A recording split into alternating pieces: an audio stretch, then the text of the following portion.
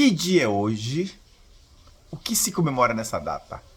20 de novembro, Dia da Consciência Negra. Temos outras comemorações, mas hoje vamos nos ater apenas ao 20 de novembro. Nesta data é comemorado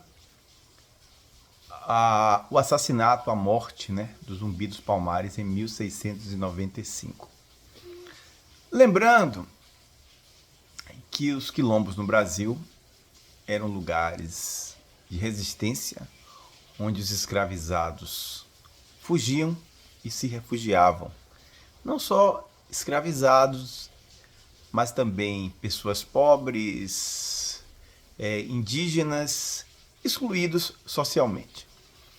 E no caso aí do Zumbi, ele vai ser líder deste quilombo. Posteriormente, há um sequestro que ele sofreu ainda criança e foi dado de presente a um padre, um religioso. Com 15 anos ele foge e retorna ao quilombo e posteriormente se torna líder. O que acontece em falarmos aí do dia 20 de novembro, Dia da Consciência Negra? Ainda quando eu era criança, o dia comemorado, a data comemorada era o 13 de maio de 1888, que é o dia da abolição da escravidão, da escravatura, como se falava no Brasil, assinado pela Princesa Isabel. Lembrando que esta data foi comemorada durante muitos anos, muitas décadas na escola, e eu criança aí na década de 80, entrando na década de 90, nos livros de história ainda se conclamava, ainda se enaltecia a figura da Princesa Isabel, que tem sua importância, obviamente. Não podemos fazer um revisionismo histórico e dizer que não. Mas o dia 20 de novembro ele começa lá, por incrível que pareça, no Rio Grande do Sul, com o movimento negro lá em 1971. Alguns jovens universitários do movimento negro começam a levantar essa data, a comemorar. E lembrando que até agora 2023 não era feriado na Bahia e em Salvador, sendo um dos maiores redutos negros do mundo. Era feriado em São Paulo, Rio de Janeiro, e não era em Salvador. E agora, pela lei federal do presidente Luiz Inácio Lula da Silva, 2023 se transformou numa data nacional. Hoje são milhares de pessoas que vão falar sobre a importância dessa data, mas a reflexão que eu quero trazer é a seguinte. Vamos falar são vários problemas. Não existe um problema social no Brasil de grande monta que não tenha relação direta ou indireta com 388 anos de escravidão, de escravização no Brasil, dos africanos escravizados, também dos indígenas que também foram escravizados. Não existe nenhum problema social, e eu digo isso remontando meus 27 anos em sala de aula, desde a faculdade, estou em sala de aula e fazendo essa pesquisa, buscando aí encontrar um problema social no Brasil que não tenha relação com a escravização. Problema social de grande monta. Então, pobreza, miséria, violência, saneamento básico, tudo isso, se você for buscar na origem, tem uma relação direta ou indireta com esses 388 anos de escravidão. Então, hoje é um dia de muita reflexão. Para começar, temos que falar de representatividade. Dos 513 deputados em Brasília, apenas 26% se autodeclaram pardos ou pretos. No caso do Senado, 91 senadores, apenas 3 se declaram pretos e 13 se declaram pardos, Então, dando 16 senadores aí que se autodeclaram pardos ou pretos.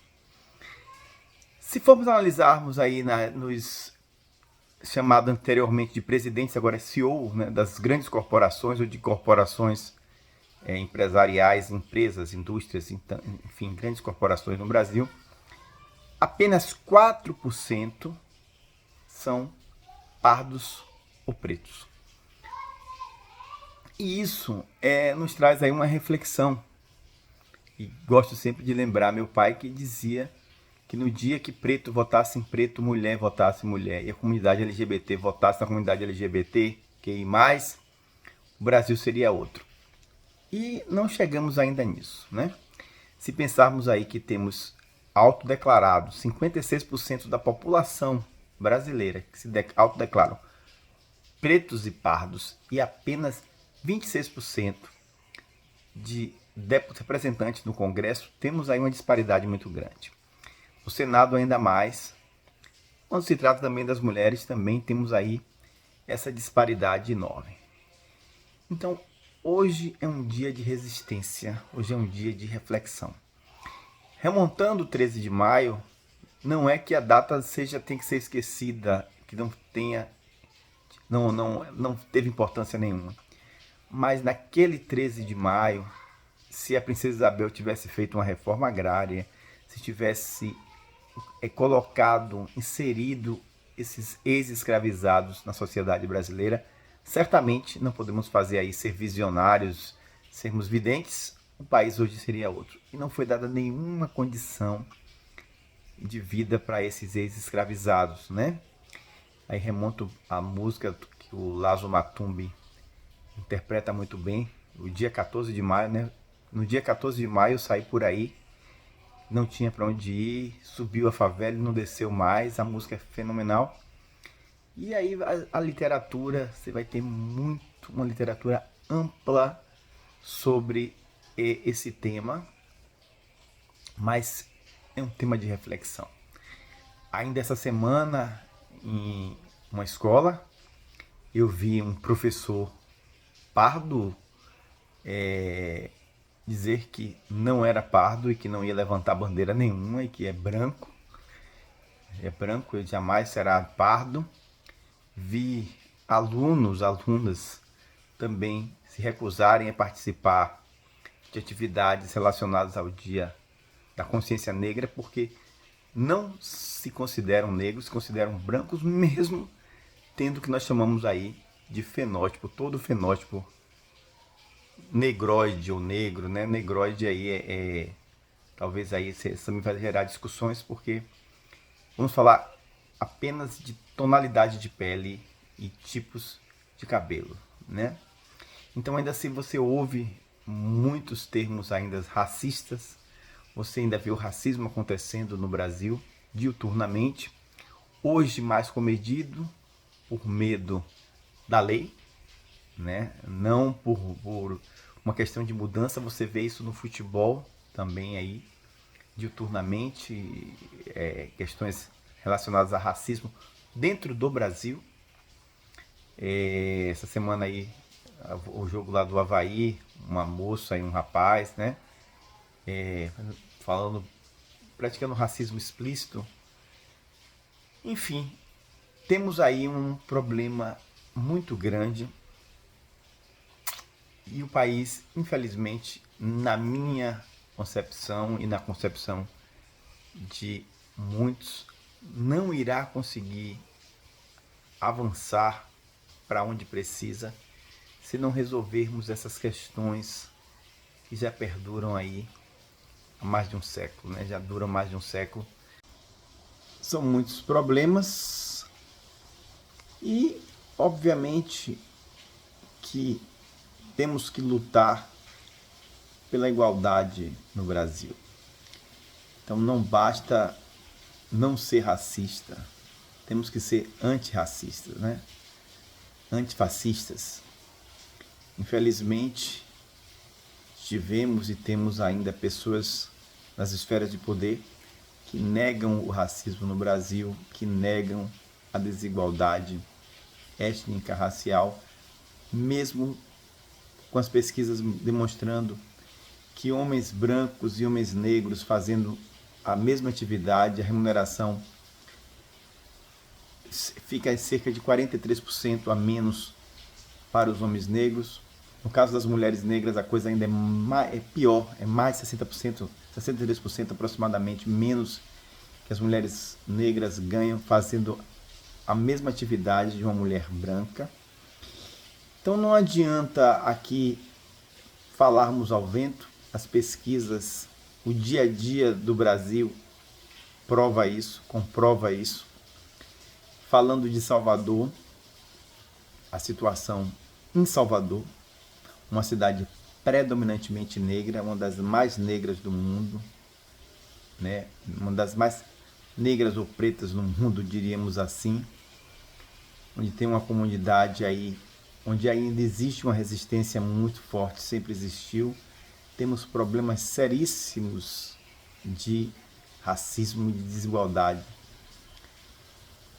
Isso fica muito claro ao adentrarmos em espaços historicamente reservados aos ditos brancos, né? Então, são lojas de alto padrão, restaurantes de alto padrão, locais nos quais os afrodescendentes ainda, por questões raciais, étnicas e também econômicas, têm dificuldade em adentrar. O dia 20 de novembro é um dia que precisa ser cada vez mais fortalecido. É um momento desse debate, é um momento dessa reflexão. O Brasil precisa se olhar no espelho, entender que isso ainda é uma chaga, uma das maiores chagas que nós temos, dentre outras várias, né? Mas essa está ligada a todas as questões sociais. A escravização no Brasil, o racismo no Brasil, está ligado a tudo que pensamos em termos de sociedade e desenvolvimento social.